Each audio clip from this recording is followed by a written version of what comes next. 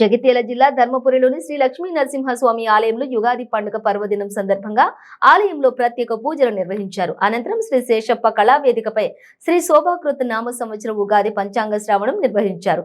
వేద బ్రాహ్మణులు పంచాంగ కర్తలకు పలువురికి ఉగాది పుష్కరాలతో పాటు సన్మానం నిర్వహించారు ఆలయ అధికారులు.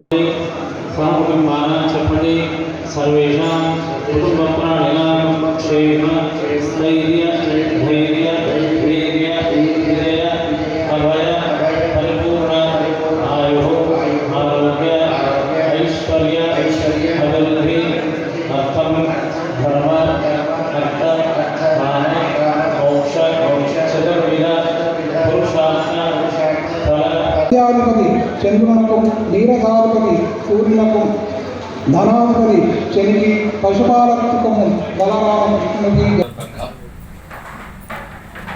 పంచాంగ శ్రవణాన్ని గమనించినటువంటి పెద్దలు పూజ్యులు నంబి వేణుగోపాలాచార్యుల గారికి హృదయపూర్వకంగా ధన్యవాదాలు చెప్తూ మరి రాబోయేటటువంటి సంవత్సర కాలం గతంతో పోల్చి చూస్తే ఎప్పుడు కూడా లేనంతగా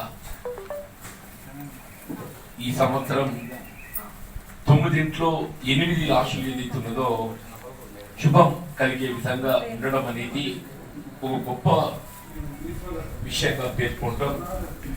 ఇది మనందరికీ శుభదాయకం. ఈ సంవత్సర కాలంలో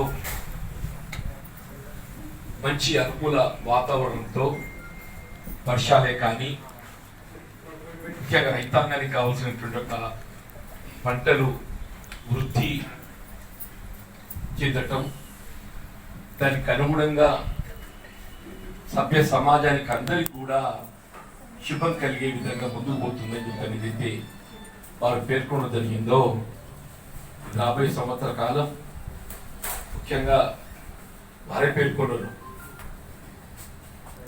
ఏ విధంగా అయితే దేశం రాష్ట్రం ప్రపంచంతో పోల్చుకుంటే మనం కూడా అందులో ఒక భాగం అని చెప్పారు. దేశం సుభిక్షంగా ఉంటే మనం సుభిక్షంగా ఉంటాం.